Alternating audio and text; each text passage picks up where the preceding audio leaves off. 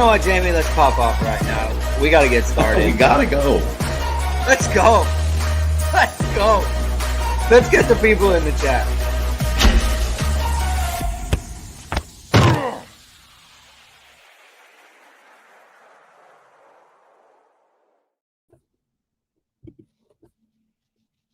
Hello, everyone, and welcome to Hit and Hustle from IrishSportsDaily.com. I am your host, Greg Flamong, and with me, as always, is Jamie Uwayama, Mr. Jamie University. It is Thursday, September 21st.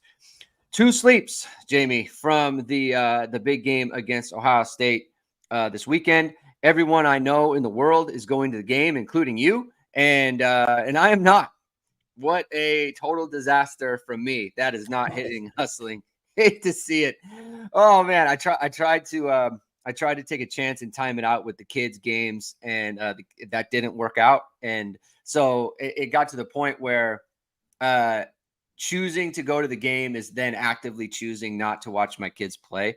And this is one of the rare weekends where I can watch every one of their games, because usually there's overlap. And this weekend there is not. So I'll be watching my children play soccer. I can catch the game live, which is nice. That being a night game, so that's what's going on. So thank you everyone. The right decision.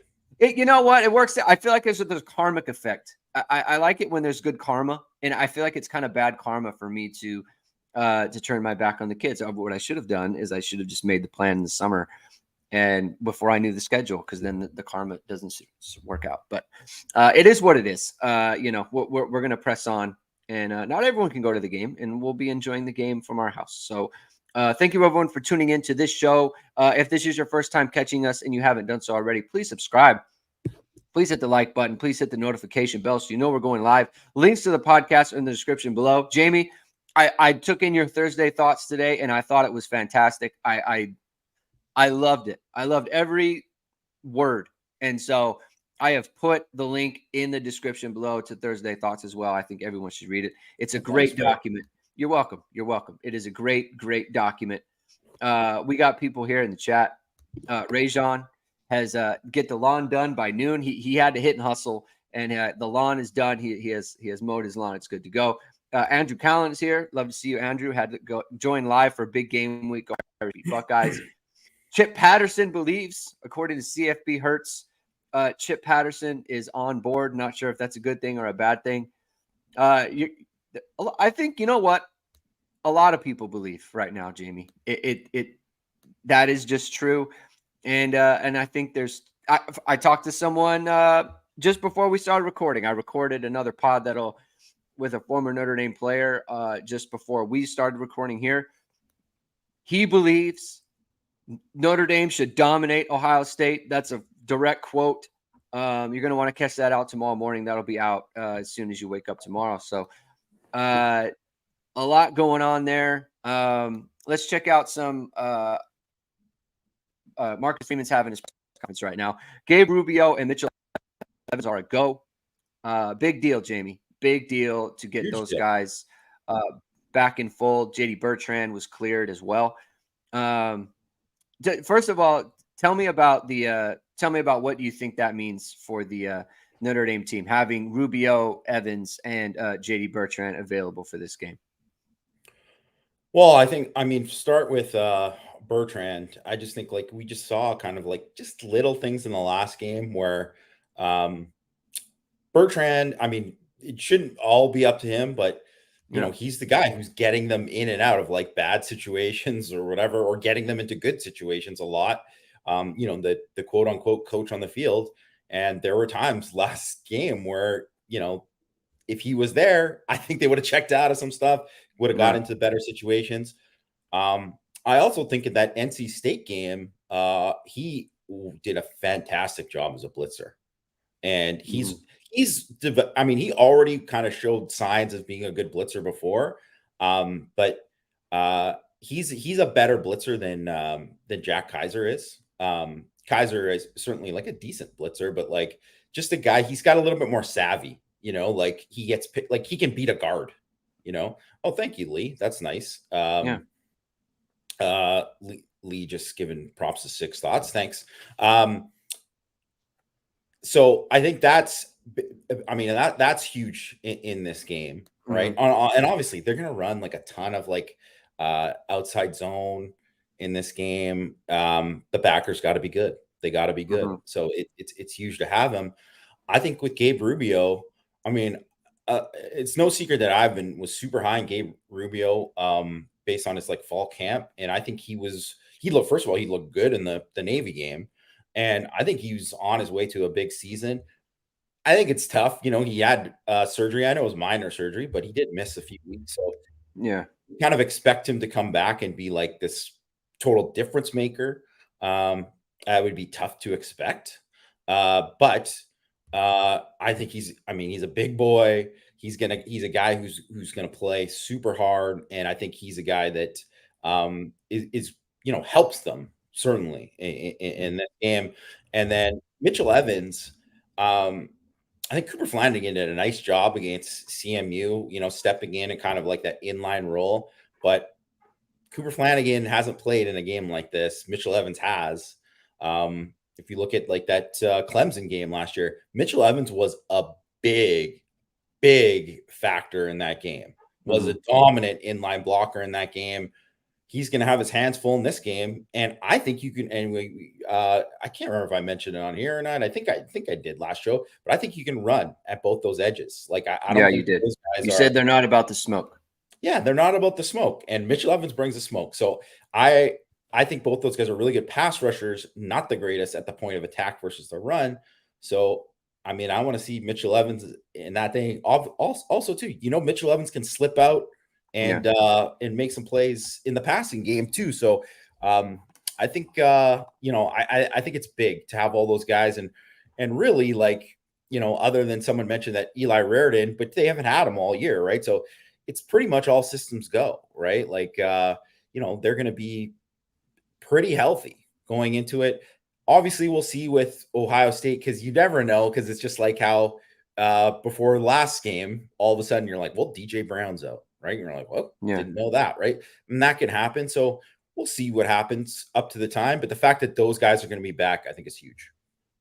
Yeah, it's a big deal. And especially on Evans, I put up the percentage of snaps that they've played, available snaps to play, and Evans obviously skewed a little bit in terms of total snaps because he didn't play in a game. But like when he's available to play, he's in like 80 something percent of the snaps. They want to play him. Like they want to play him. They want to play Stays. Like those guys are up there with like all of the wideouts, So, I mean, Notre Dame has shown us they want to be a 12 team as much as they can. They'll go 11 at times. Obviously, they went 10 last week. How much of that had to do with Evans being out, going 10? So that's something to consider there. So that's big. With Bertrand, like you said, like I don't think there's any way Ohio State is going to. They're going to try to swing the ball to Henderson a ton. They're going to try to do RPOs with slip Stover out of the backfield, or not out of the backfield, but out of the H-back position. Slip him out. That's the way they run their RPOs there. So the linebacker has to go chase him or fill on the run. And they like to get him the ball in space that way. Like that, again, like you want your linebackers in the game who, look, Bertrand's a good athlete too. So that's another part. Like you want a good athlete in there. But you want your linebackers in there, they like knowing their role, like not being you can't be hesitant in this game because of the type of weapons that they have at the skill positions. So let's just be clear about some stuff. At the start of the week, Mike texted all of us, like, what do you think about this game? And I said, my just gut reaction, 27-17 Ohio State. And you didn't directly text us, but you were like, you basically said, you only know Notre Dame. You don't know Ohio State. Like, watch Ohio State. You need to watch Ohio State. And so I did. And because you said they're a flawed football team, and I watched Ohio State. I watched them a lot. And you're right. You're right. And the more that I think about this, Notre Dame has looked better this year. They just have. There's no other way to see it. And it's like a lot of it is I try to check myself. Like, is this motivated reasoning? Like, am I doing this? Am I looking at this like this because I want it to be the case? Like, I want it to be true. And I just look at it, and Notre Dame has looked better. It's not like Ohio State has looked bad, but Notre Dame has looked like a better football team in 2023.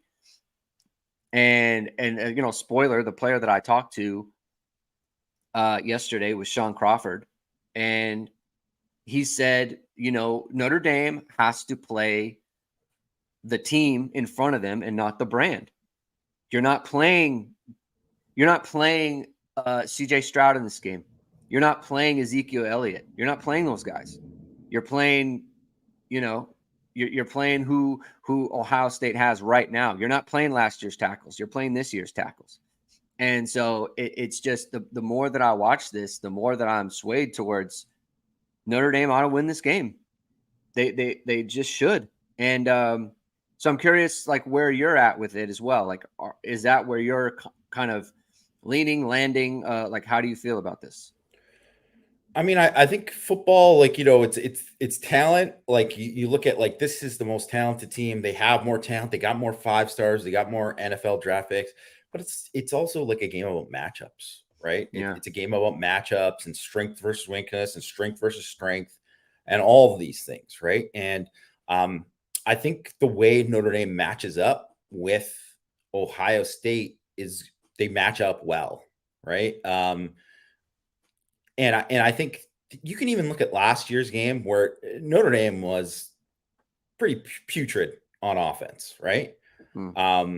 And they did a really good job on defense for the most part. But Ohio State might not even have won the game, even though as bad as Notre Dame was on offense and as like bad as the quarterback play is, there's no passing game and all this kind of stuff, and couldn't run the football well. Notre Dame still would have had a chance to win the game if CJ Stroud wasn't their quarterback.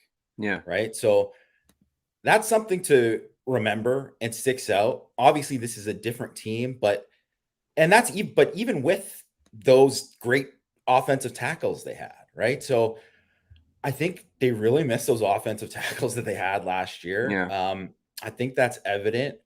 I'm not convinced Josh Simmons is a very good football player at this time. I think he has a chance to be a really, really good player. He's their left tackle, for those that don't know. He's a transfer from San Diego State. The guy's played 3 games against Power 5 teams. He's played, Indiana wasn't good against them. They played Arizona, Utah. He was fine against Arizona. He was bad against Utah. So he's been bad in 2 of the 3, right? Mm-hmm. So, and the guy's had 20 penalties in his last, 1 season and 1 1/4 seasons, I guess, because if you look at from the last year to this year, he's inconsistent to say the least. So, and then Josh Fryer is in his 3rd game, and I think there's some good things about him, but he's not DeJuan Jones. He's more like the early DeJuan Jones of 2021, the guy who struggled against Michigan in that 1 game, right? So I think from that perspective, and then also from the perspective of Kyle McCord, like, I mean, he was dealing versus WKU, but WKU is terrible. Like, their defense is legitimately terrible. Their secondary was terrible, and they had a horrible, horrible plan against them. Yeah. So really, like it's not like I'm saying that Notre Dame's going to dominate this game. I don't think that, but I do think that there's a lot of things there that if Ohio State can't run the football, there's 0 chance they win this game. 0 chance, because they can't put it on McCord's shoulders. Because if they put him into situations where it's 3rd and long over again, 1, they've not been good on 3rd down this year. They're 94 through 3 games, right? And he has been very shaky versus the blitz, which is very typical for a young quarterback who's just getting started, right? Yeah. So, because he will like stare things down. He'll he sticks on reads too long, and that's all just normal. The guy has big time arm talent. So if there's a breakdown in coverage and he's got space and Harrison's gone, I mean, they're going to hit that and it's going to hit big. Yes. Right. But if that's not the case and things are covered and he can't throw it in or he tries to fit it in where he shouldn't and all that, that's going to be an issue, right? That's going to be an issue. So so it kind of comes down to whether Notre Dame can stop the run. Yeah. Because if they can stop the run and force them into passing situations, I think Ohio State's going to struggle to score in this game. Like they could still get some big plays from, Harrison and Egbuka and Henderson, and they have studs, right? Like there's no doubt about it, but they would have to rely on that because I don't know if they can drive it on Notre Dame without running the ball, right? And then on defensively, I think that's the harder part because they are much better on defense this year than they were last year. I think they're better overall, right? They're just second year of Jim Knowles' system. I think they're just a bit better at corner. They're better at safety. Proctor being healthy is big. He's a very good player. They're good at linebacker. They're good across the board. So I think Notre Dame is going to have trouble kind of like consistently running the ball on them, and some of the easier stuff that they've had before, those aren't going to be there this week, but they still have some areas that Notre Dame can attack. I don't think they're good at nickel. I don't think when their safeties get into man, that's a problem. And then we just don't know what kind of factor Audric Estime is going to have in this game in terms of, because if Notre Dame is running the ball on them and that sets up kind of play action and kind of some of the stuff you saw against NC State, similar kind of things to that, that's where they can get burned and give up those explosives. And I mean, to me, it's like if you start running the ball, then it forces Jim Knowles' hand to be more aggressive, like kind of where they were last year. And when they played Georgia and Michigan last year, they kind of had to be aggressive to kind of stop the run to do these things. And then they end up getting burned for explosives, right? And that was really the difference in the game.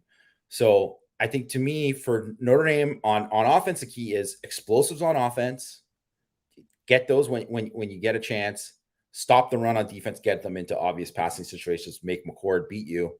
And if that's the kind of the formula, and I think it's definitely like realistic for that to happen in the game. I mean, they have to go out and execute and do it, but it's realistic. Let me ask you this about going back to Ohio State's running game.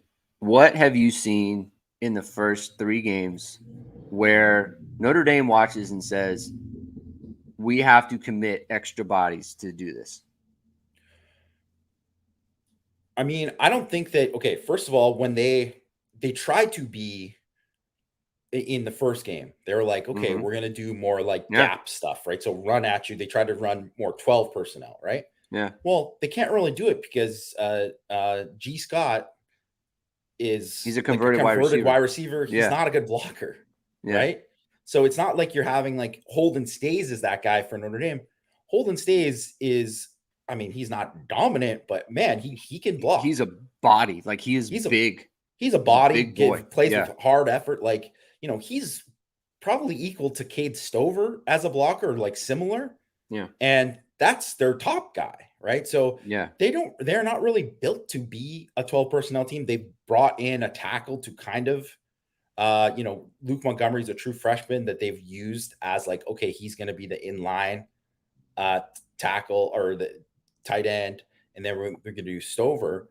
So, but they haven't proven that they can run the football like that. What they've done is they've kind of gone back to what they've done before, where they've run, outside zone, and they just can get the edge against some of these other teams, right? Because, I mean, frankly, the defenses they've played haven't been great. Like Western Kentucky, like you can get the edge there. If they can't get the edge against Notre Dame, I think they'll struggle to run the football.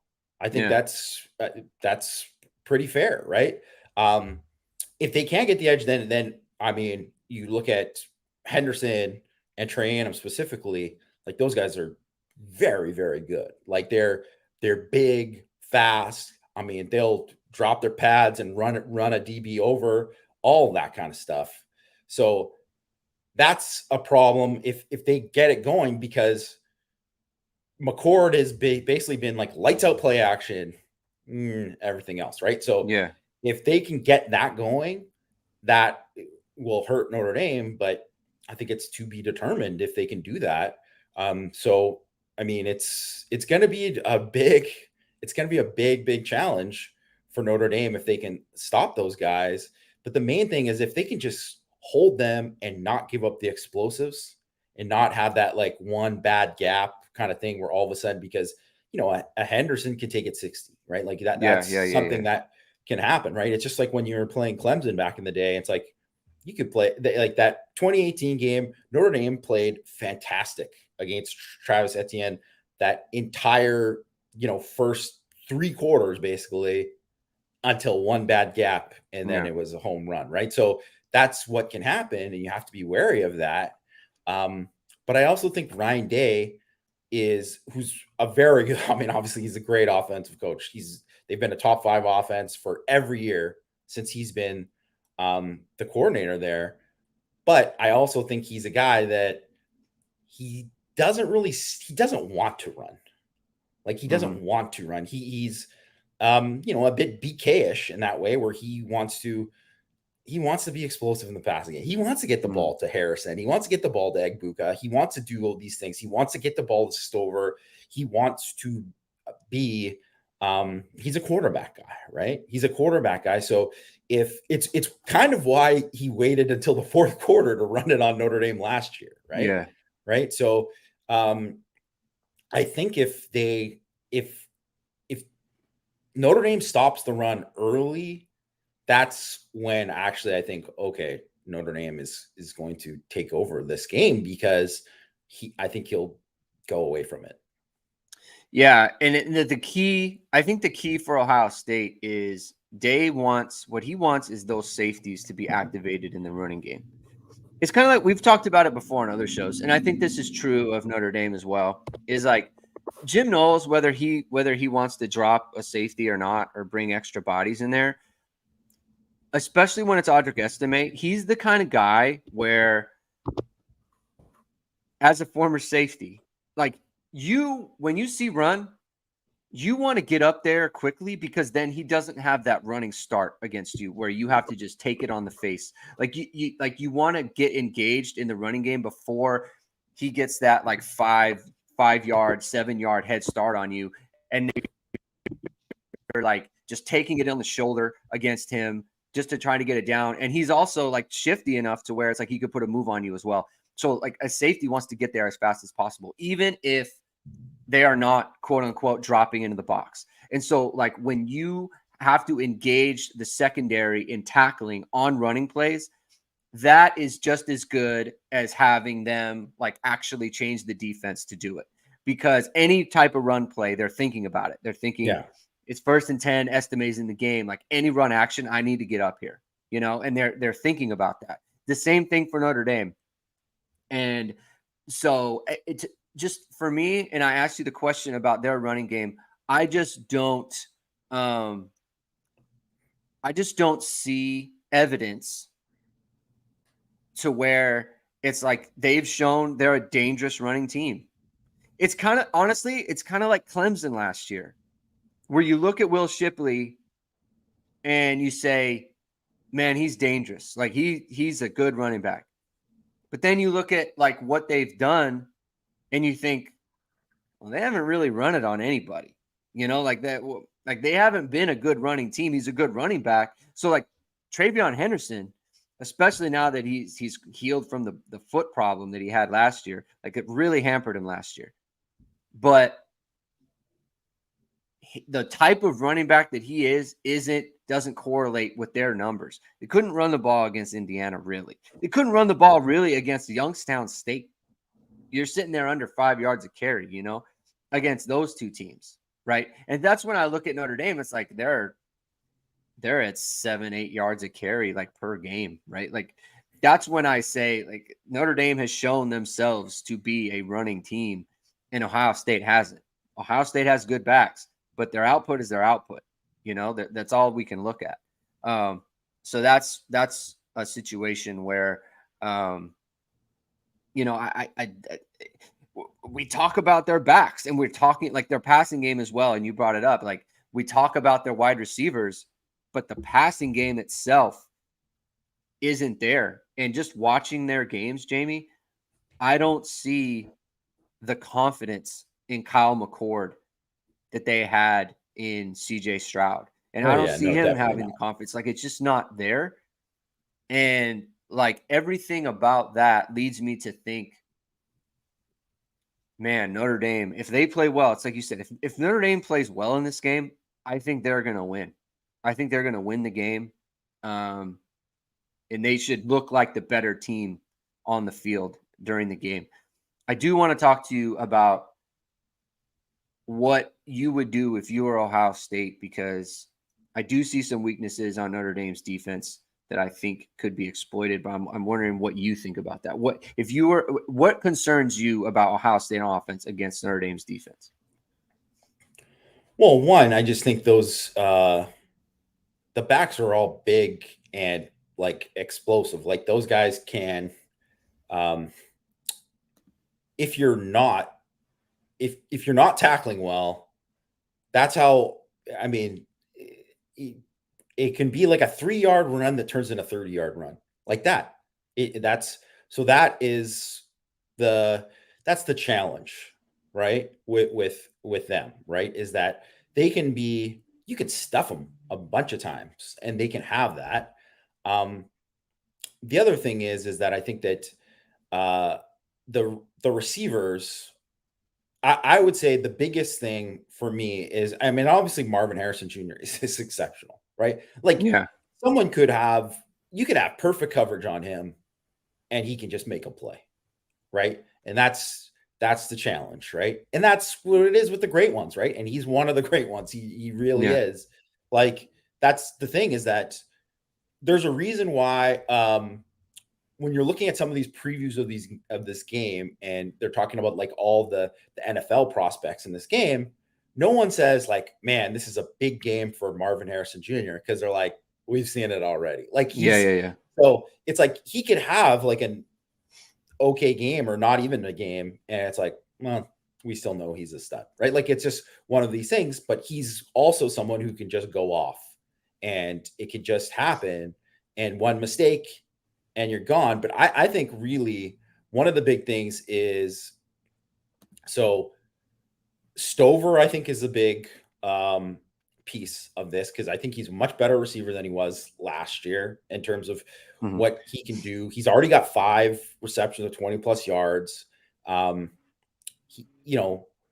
He's someone that he's good after the catch, and it's just easy to get caught up in some of the stuff where some of the play action stuff that they do, he can kind of leak out, and then that can turn into something big. And he's got that. So that's something that I would worry about for Notre Dame's defense. The other thing is Egbuka, who's like 90% in the slot. He's a slot receiver, and you're not going to find a guy who's like more of a problem in the slot than him. Because he can win in a variety of ways. The guy's great after the catch. So all he's got to do is make one guy miss, and then all of a sudden it can go for 40, right?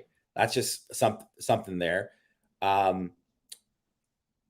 If you get him matched up, so like you get him matched up on, say, like X Watts in man coverage, like I would take Egbuka. You know what I mean? Like that's a thing. And Thomas Harper, as good as Thomas Harper has been too, this is a different guy that you're facing, right? Because the other thing is, he's not the Chase Claypool big slot that we've kind of talking about, but he's a big slot. Like, he's not a tiny guy, right? So that's going to be a tough matchup for Harper, right? If he's ever manned up on him, right? So, and if you put those guys on the same side, like, that's a problem. That's why pressure and rattling McCord and taking away first read from him, because if you take away the easy stuff for him, and you get in his face and you make him get off his spot, then that can change all of these things of like their weapons outside. That changes all of it, right? But he's barely been pressured up to this point. Like, I think it was like 16.7% of, like, that's obviously, like, barely touched, really, right? Mm-hmm. So Notre Dame needs to get to him. They need to like affect him with blitz. They need to affect him just with guys inside. Like Cross and Mills are going to be big in this game, and I Yeah. mean Rubio and Anye too. Like interior rush is going to be big in this game because where previously before you wanted to keep these other guys in the pocket, this is a guy, even though he can run a little bit, but you're not trying to spy him. You're not doing these kind of things that you normally are. So if you can just get him to kind of move and have to navigate and get his eyes, because get his eyes from down the field, that's going to be big. So the thing with Marvin Harrison Jr. and Emeka Egbuka is okay. So the Thomas Harper thing, I think he's going to be very involved in this game, both good and bad. And because the reason, like, if he was capable of shutting down, like, just completely like shutting down a guy like Egbuka, he'd be in the NFL already. Yes. Like, the reason that he's not is because he's a good slot guy, good guy, like good player, solid player. He will make plays for Notre Dame, but it's like he's not the kind of guy where it's like Egbuka is the top of the sport in college football. He's going to struggle against him. He's going to lose reps to him. The thing that can save you, and same thing with Marvin Harrison Jr., he is incredible. He's an incredible receiver. Like, Ben Morrison is good. This guy is like a step above right now, in my opinion, which is like second pick in the draft kind of thing. First, whatever. I mean, they're taking quarterbacks first, but you know what I'm saying? Like first non-quarterback taken kind of guy. Real good. But where a guy like McCord hurts you versus someone like CJ Stroud is against a team like Notre Dame, the ball placement matters, whereas against Western Kentucky, it kind of doesn't because the DBs aren't close enough. But Notre Dame has DBs in Ben Morrison and in Cam Hart to where if your ball placement isn't right, then that brings them into a play where if you put it somewhere where it's like it's just out of their hands, like Harrison Jr. can make that tough catch. He can make any tough catch there is. But if you involve the DB in a play, that's when it becomes kind of a quarterback problem, and they are used to, like, those guys are used to, first round pick, second pick in the draft caliber quarterback play. Yeah. And McCord doesn't give them that. Right. So that's just kind of a factor. I think that Ohio State is going to attack Notre Dame's linebackers as much as they can, because that's the weakest part of their game. And like you said, the safeties, like that is safeties in one-on-one coverage. Like, I love Xavier Watts. I love Ramon Henderson. I love those guys. But like one-on-one against an Egbuka, or if they move Harrison in the slot, like that's a mismatch. It just is. And they would probably understand that, right? Like you have to find a way to win on downs when you have poor matchups. And that's something to watch. Like how many times does Ohio State get Notre Dame into matchups that they don't like defensively? I think that's a key thing to watch in this game. Go ahead.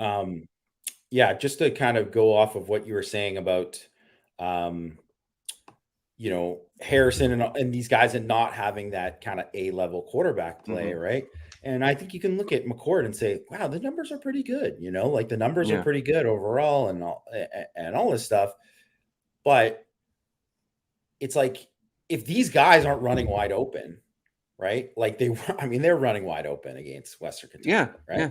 But this year, this is just so far, they're 2 of 13 on contested catches of Ohio State. Yeah. And that's not the receivers. That's not like Marvin Harrison is 1 of 5, which you're like, what? This guy's like the best jump ball guy in the country. He is the best ball. He is the best ball skills that you'll ever see. Like he is phenomenal. Phenomenal, right? Just adjusting to it, like just everything, right? So they, like last year, they're 39 of 75, right? So like, I don't know what that is, like 60% or whatever. It's over right? 50%. Yeah. It's so over 50% on 50-50 balls, which is obviously a good number. So much of that is ball placement and that ball going exactly to the spot where it needs to be. Right. And one of the things so far against Notre Dame this year is that like the DBs have dominated contested catches so far for Notre Dame. Obviously, they're not playing these level of receivers that Ohio State. That's obvious, but that is like one of those sneaky things in this game that could be a big factor because like when a guy is covered, you have to throw him open with where the ball is placed. And so far, McCord hasn't proven that he can do that. Right. So maybe he does do that, but he hasn't shown that yet. So like there was one play last year against Ohio State where I believe it was Riley Mills got pressure on CJ Stroud. It was a third down. It was like a 3rd down and 6. Stroud gets out of the pocket and Bracey, fantastic coverage. Can't remember who the receiver was, but it was like ball only place the ball could go low and away to the sidelines. And it was perfect. And it was just like, you play almost perfect defense and you get beat. You get beat by an even better throw. So if they do, like, if that's the way it goes in this game, McCord has to make those throws. And he hasn't shown that he can do that yet. And I mentioned the one thing too in Six Thoughts as well, that Stroud last year was 10 of 11 against the blitz, like just murdered Notre Dame against the blitz. It was like 11 yards per attempt. Both of the touchdowns came on the blitz, right? So that's somewhere in the first 2 games, especially, McCord was not good against the blitz. So, and we know Al Golden, he's going to bring it, right? He's going to bring the blitz. So, like, I don't know. It's because of all these things. It's not like when I think of it, if it was just like, if this was CJ Stroud and they were hitting on all cylinders, even though as good as Notre Dame has looked, I would definitely be like, I don't know how Notre Dame's going to win this game. But because of these other things, it's like, that's why everyone just assumes because they whooped Western Kentucky. By the way, some of that stuff too was Western Kentucky going for it on 4th and 6 in their own territory and stuff. So it's like they were just doing stuff to try to stay in the game, and the wheels came off, and then it just kind of went off from there, right? So that was like part of it too. Like it was midway through the second quarter, it was 14-10, right? So it was like not really as bad as that score looked. It just the wheels totally fell off for them, and they were just totally overmatched. Yeah. I mean, Notre Dame, I mean, Ohio State, they just haven't looked as good as you would expect. And a lot of it, like a lot of the way we think about it, it's like, well, it's Ohio State where they're going to play a certain kind of way. It's like, well, okay, fine. Like, I get it. Like Ohio State, you expect a certain level of play with them, but also like Notre Dame has looked really good, and you have to factor that in. And we, Jamie, want our listeners to look good. We want them to look good. Going to the game, going out afterwards to the steak dinner afterwards, after the game is over. And the way to do that is to hit up esqclothing.com and upgrade your wardrobe with the world's first bamboo dress shirt. It's crafted from high-quality bamboo fabric. It's the softest and most comfortable shirt you'll ever put on. It's not only more sustainable than cotton, but also feels cooler, has stretch, is odor and wrinkle-resistant, and it's even machine washable. You've seen ESQ's one-piece collar bamboo dress shirt, and it's the perfect shirt for today's business meeting or heading for a night out. Use ISD15 and get 15% off all online items. That's ISD15 for 15% off. I almost forgot to do the ad read, Jamie, because I did it earlier. I felt like in my mind, it's like, I already did these ad reads, and then I forgot I was on another show. CFB Hertz, thank you for the super chat. Over under 2.5 sacks on Kyle McCord.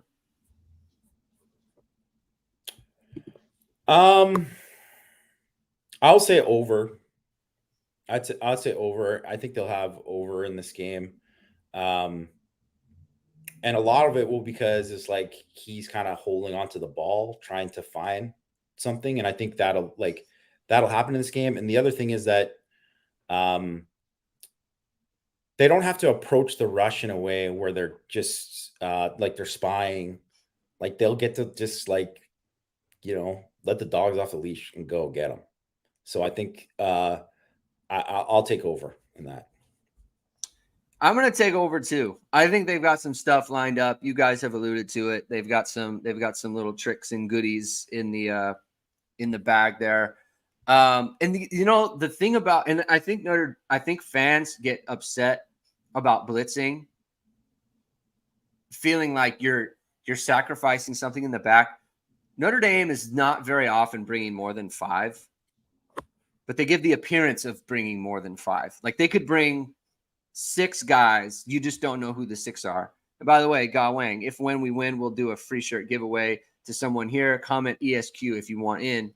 So if you want to try one of the best bamboo dress shirts you ever have, the only ones on the market, type ESQ in the chat there.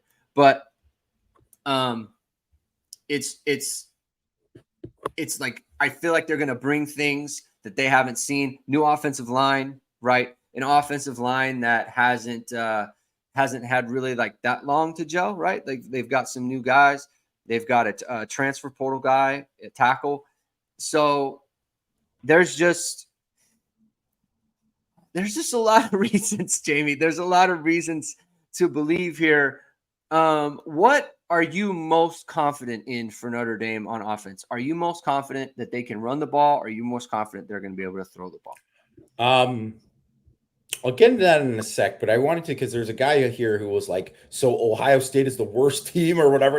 It's like, no one's saying is Ohio State. Ohio State is great, right? Like we're just presenting ways that Notre Dame matches up with them and ways that Notre Dame can win the game. This is a Notre Dame podcast. We are talking about this specific game and the matchups in this game.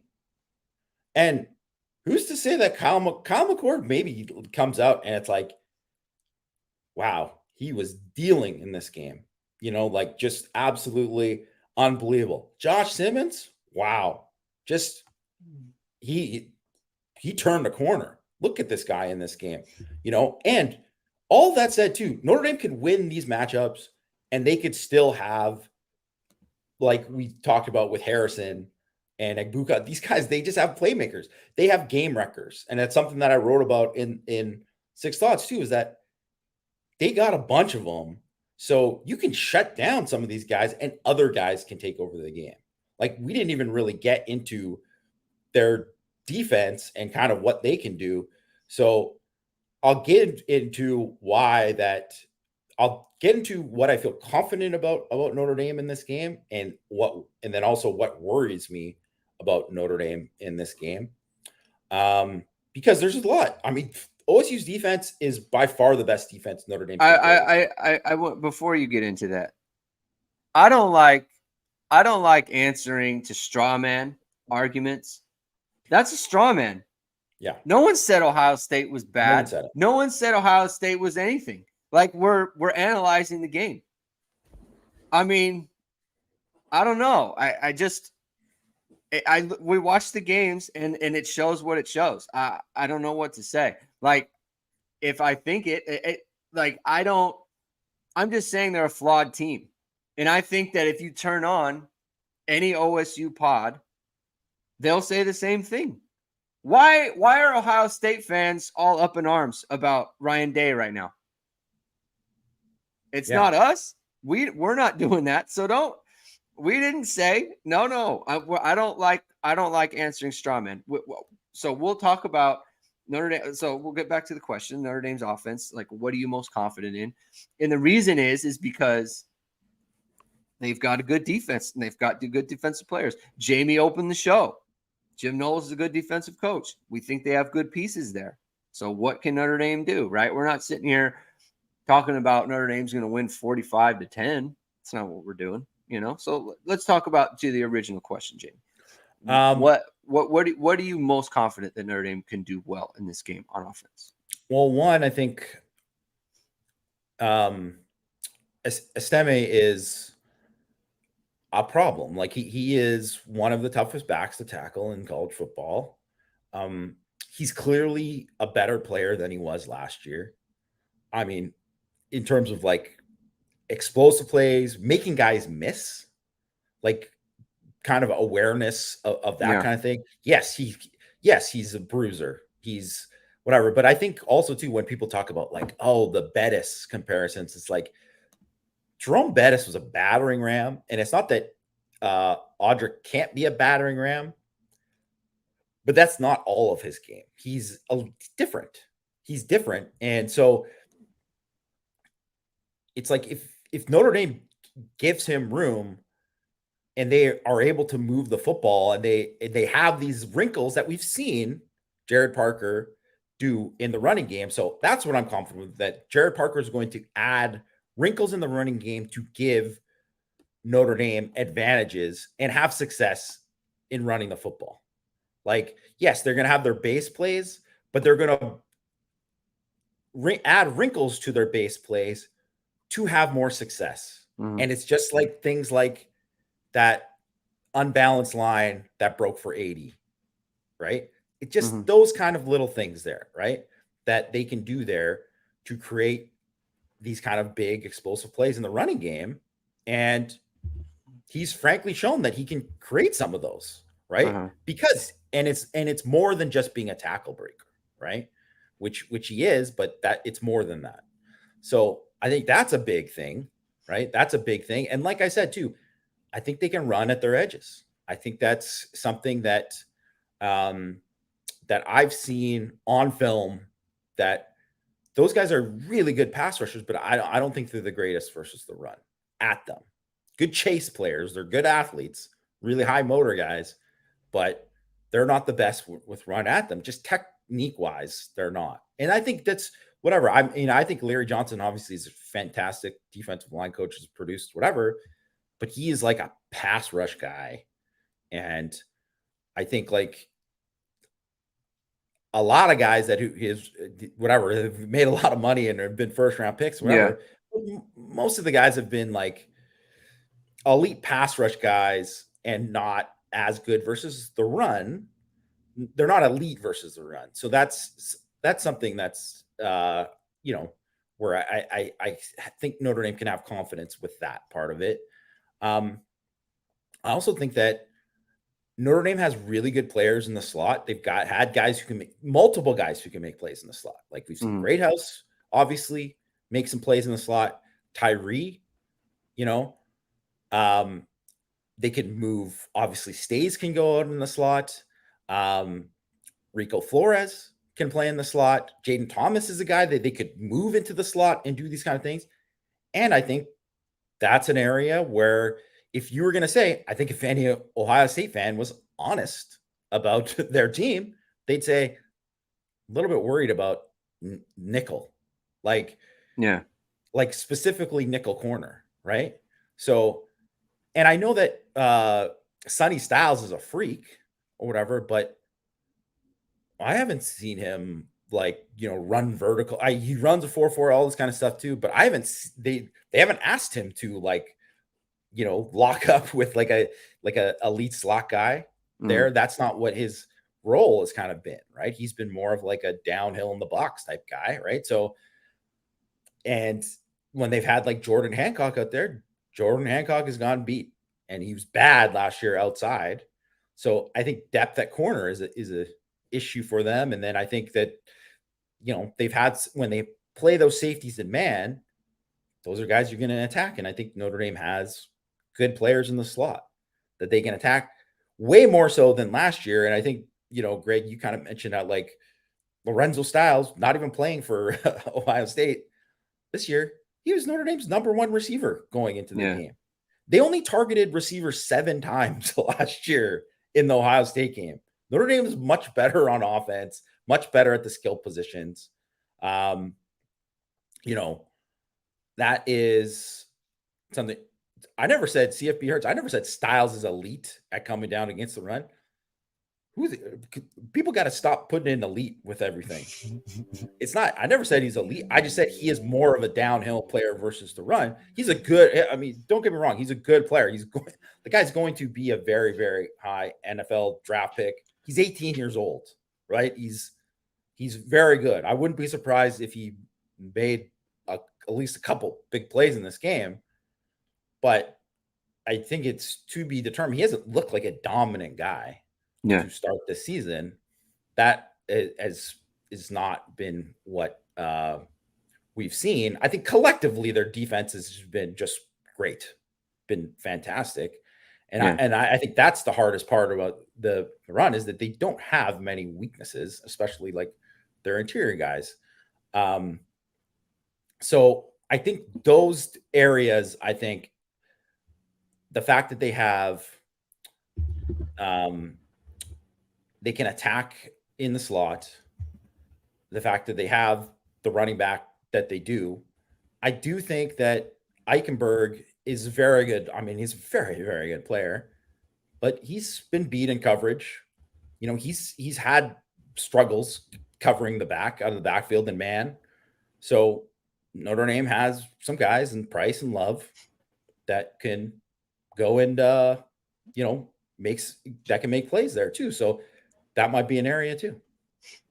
Notre Dame's interior against OSU's interior is kind of the game, in my opinion, at least for Notre Dame on offense, because you need the linemen to get up on the backers. You need someone in Eichenberg's face. You need someone in Steel Chambers' face. You cannot let them just roam let those around. Guys run free. That'll be a problem. Like that is like the game on offense, because here's the thing. Notre Dame in the first 4 games has been able to just, if they want to run it, they can run it. If they want to throw it, they can throw it. In the first half against NC State, what happened when NC State was taking the run away? Aside from the 80-yarder, right? It didn't look good. It didn't look as good, right? It wasn't as clean. It wasn't as easy as, well, we'll just start throwing then, right? Like Notre Dame needs the running game with this team. And I think because Ohio State has those receivers, they don't need the running game as much as Notre Dame does. Like I think that if neither team can run the ball, I think that might be an advantage for Ohio State. As good as Hartman is, right? Because you still have that, just like, we can just go one-on-one with these receivers and we can just have them make plays.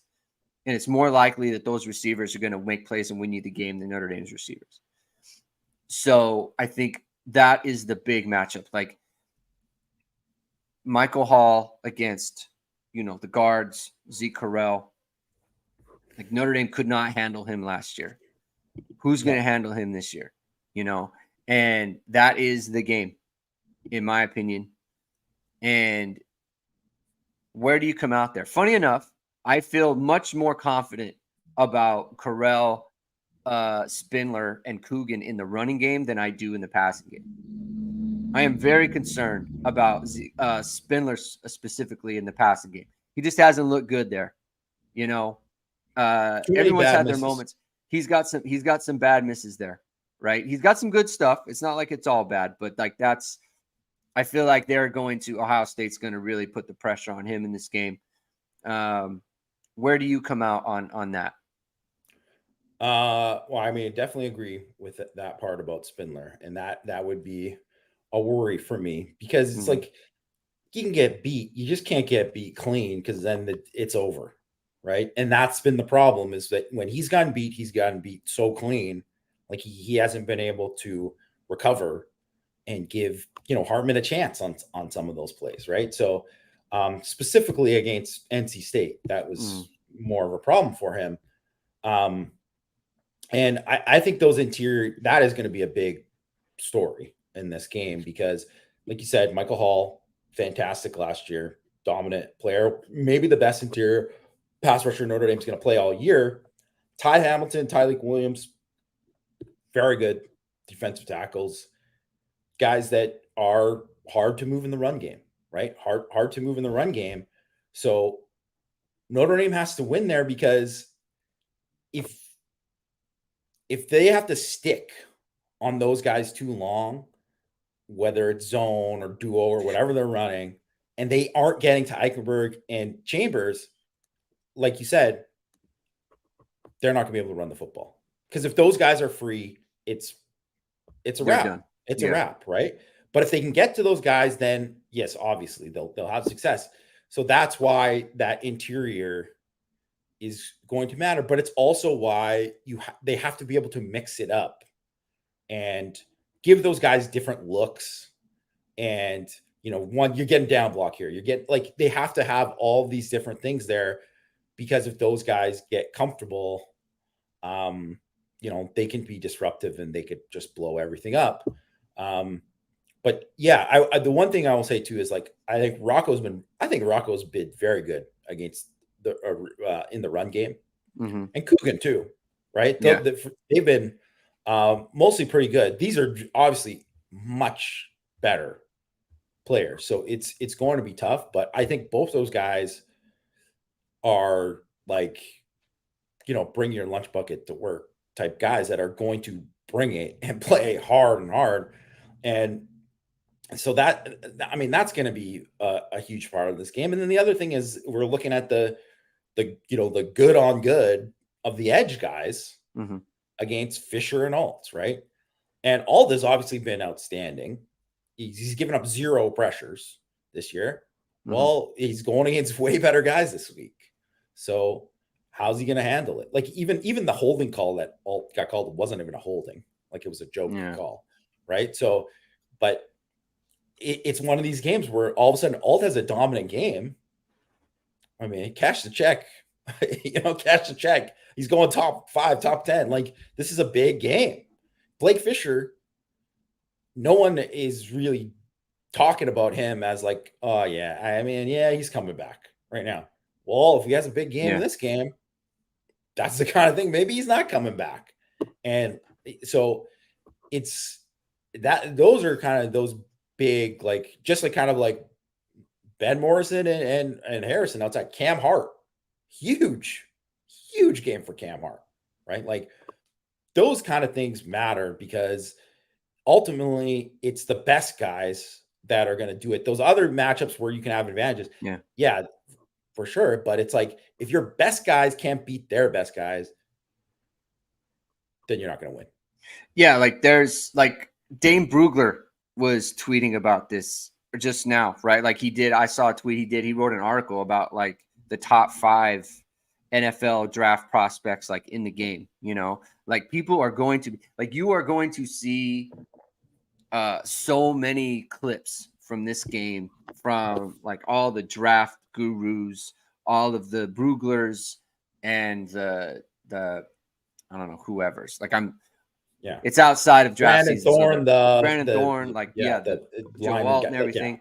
They are going to have so many, highlights, reels, all those things from this game for Joe Alt, for Fisher, for JTT from Ohio State, Jack Sawyer, Marvin Harrison, Ben Morrison, on and on and on. There's going to be so many, and it's a huge game for that. And so you want a good highlight tape. And if you're a high school player who wants a good highlight tape and you want to put something out there to wow people with, you're going to want to go with VSR Media, which is founded by Notre Dame football pregame host and Emmy award-winning anchor Vahid Sadrazadeh. VSR Media provides professional and cinematic video and photo. Whether you're looking for a collegiate or pro-level highlight reel, have a personal story to tell, or are aiming to diversify and grow your business, VSR Media specializes in short and long-form video storytelling, social media management, and website design. VSR Media also captures professional headshots, senior, and sports photos. Contact them at vsrmediacompany.com and mention Irish Sports Daily to receive 20% off your first project. Visit them online or give them a call at 574-800-9106. Patrick, I was actually thinking you use the word elite, and he stole my segue, and so I had to adjust. But that's okay. We make adjustments on this show. So here's the other thing, Jamie, is I think it's important for us, you and me, and fans and everything. Let's not get it twisted, okay? Ohio State is, regardless of how they've looked, okay, this program, these players are not going to show up and lay an egg in this game. It's not going to happen. Like, they are good, okay? Like, they are a good team. They are a good program. They know how, like, they are going to play well. And so, like, it does matter to me where it's like, you know, they haven't looked good against Youngstown State or Indiana or whatever. Well, they're not playing those teams this week. They're playing Notre Dame. The game day is there. Pat McAfee is there, right? So we need to understand, like, even if we think that Notre Dame has an advantage in this game, where, you know, like you said, the matchups just favor Notre Dame. They're not. This is going to be a good football game. Now, look, turnovers, things like that, injuries could happen, and this could change the game. Yeah, it could change everything, right? So, like, all this lead in and all this talk about all that stuff, like, is it? You know, it could just be rendered moot if something happens to somebody. Drunk Vigo is asking if this is a trap game. It's funny. But you know how it is, right? So I just want everyone to understand that. Like, we're talking about the game, but these games are often won and lost for reasons that small details or no one talks about. Well, we talked about the whole thing about you know, there's been 9 fumbles by the opposition, 7 forced fumbles by Notre Dame's even. They've recovered 0. Yeah. So, I mean, that's the kind of thing where they could get, like, they could force 2 fumbles in this game. They don't recover them. That could be the difference in the game. Like, it could be, right? That's how close things are. And that's how, like, much like those things can matter in these games, right? Like, or just even stuff like Notre Dame has gotten stops in the red zone and teams have missed kicks. And obviously it hasn't been a huge factor because they've won convincingly. But in this game, it's could be the difference. You know, 3 points here, like all of that, right? Are you holding them to field goals if they make the red zone? Are you getting stops, right? So, you know, when they have scoring opportunities, are they scoring? Is Notre Dame scoring? Because they've been pretty money when they've had those opportunities, right? So all that kind of stuff matters big time, right? And, like, third down only matters if you get them to third down. If they're killing Notre Dame on first down, then it's not going to matter, right? So all of these kind of things, it's huge, and there's just so much. There's so much in this game to look forward to. I think it's going to be such an exciting game, and really, like, there's just so much intrigue with the matchups of, like, best on best, or like them maybe having an advantage here or Notre Dame having an advantage there. And I think everyone too, like, I mean, we barely talked about Sam Hartman in this game, and obviously he's going to be a pretty big, you know, guy in this game. Like, it's going to matter how well he plays. And because even if you look at the games where you're like, man, how many times have you just looked at these things? It's like, man, if Notre Dame had Drew Pine in this game, this could be a totally different score. Yeah. I mean, that's the kind of thing that matters in this. Like, they get a 2-minute drill. Can they score again in this game? Right. They get, fourth quarter, Notre Dame dominated that fourth quarter against NC State. It was like, it wasn't that close, but they dominated the fourth quarter in the Central Michigan game and then all of a sudden ran away with it, right? Like, it's just all of those kind of things. It's like, if Notre Dame can continue to do that, well, that's how you win the game. Yeah. So one of the things that Sean Crawford talked to me about yesterday, and again, I encourage everyone to check that podcast out that's coming out tomorrow, that I recorded with him, is he made the point, like, how much the quarterback affects the whole team. Offense, defense, everything. Like, he's like, you come, and instead of like feeling the pressure of, like Notre Dame's team last year, like the pressure of having to, we got to shut them down. We got to shut them down. Like, anytime you give up points and you lose the lead, it's like, oh man, like we lost the lead, like that's not good, because now we can't come back. It's like with Hartman, it's like you expect every time the offense gets it, like we can go score.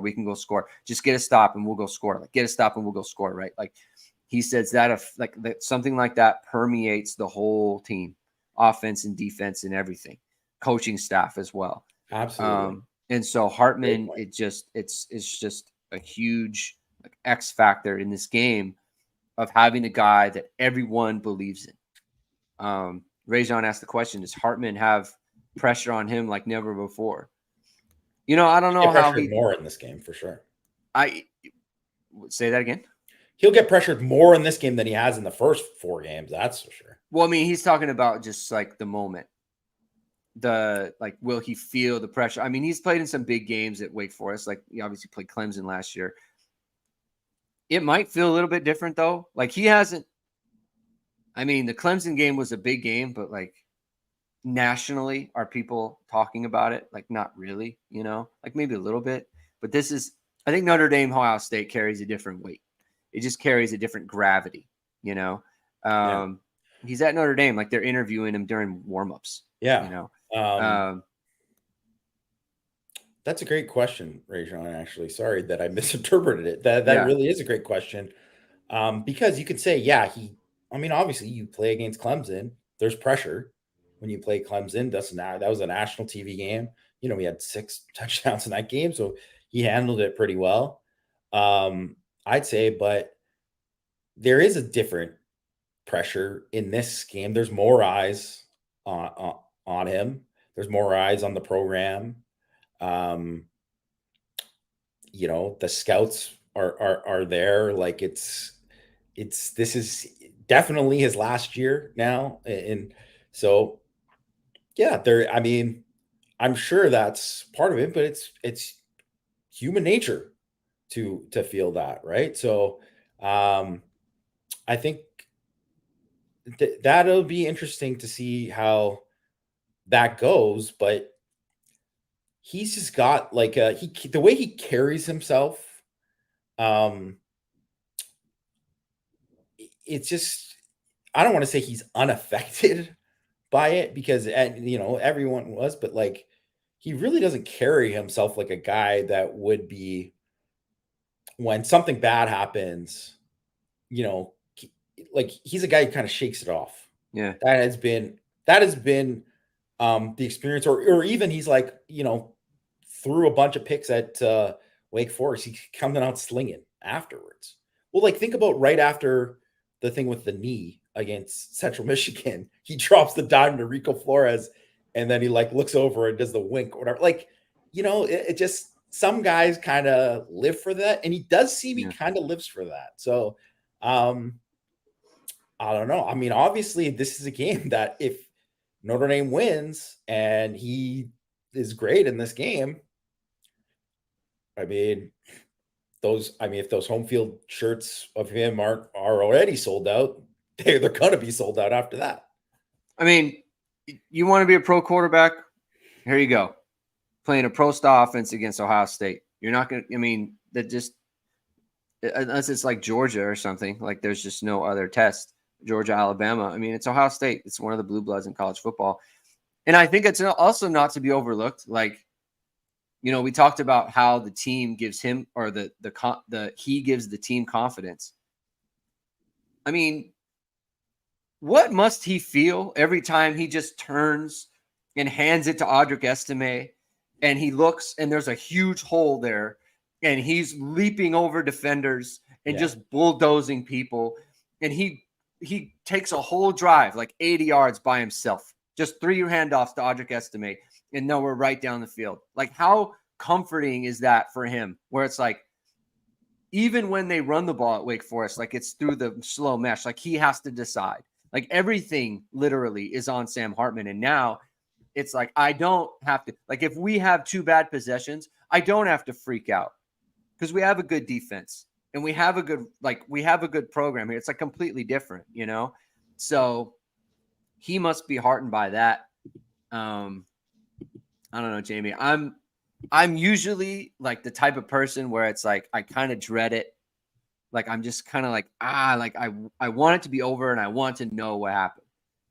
For this one, it's like, I can't wait. I cannot wait to see it. I cannot wait to see how they play. I don't know if it's confidence or what it is. It's just a different visceral reaction that I'm feeling.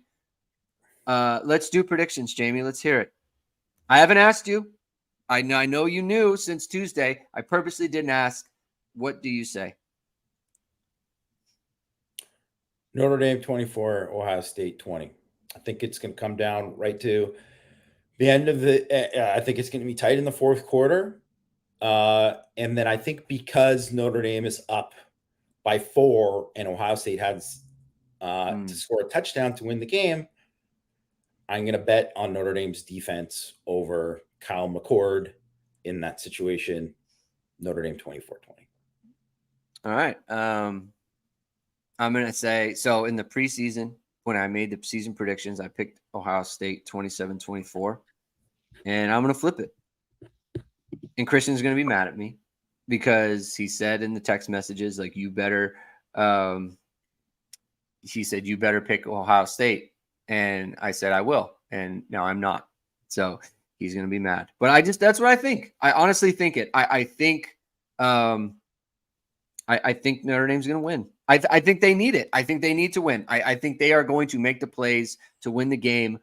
And I think they need it more. And I think it means more to them. And I just think that's what's going to happen. I do. And that's why I'm excited. Let's see. Patrick Carter says, my prediction, Kyle Hamilton would score 2 offensive touchdowns if he could play in this game. Mr. Sanders is talking about Kyle Hamilton. Thank you for bringing that up. I appreciate it. Any Kyle Hamilton talk is welcome on this show. So, Corey Flynn, I'm going to look into the answer to that question because I honestly don't know. I didn't ask that. All right. Thank you everyone for tuning in. This is the last show before the big game. I hope everyone enjoys it. I'm going to be back on the post-game show right after the game, win or lose.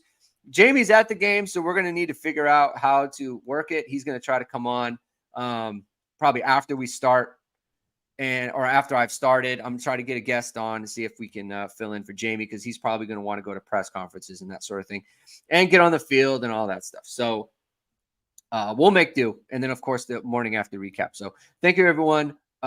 Please hit the like, please hit subscribe, please hit the notification bell. Jamie is going to rush the field in a way. No, he'll probably not in the way that you're thinking. You will go down on the field. I will go down on the field. Yeah. If they rush the field, Jamie will be amongst the patrons there. So he's going to want to check that out. He's going to get a lot of good photos, and they're going to carry him off the field on their shoulders, Jamie. No, they're not. All right. Subscribe, like, notification bell. Links to the podcast are in the description below. Have a good weekend, everyone, and we will talk to you after the game.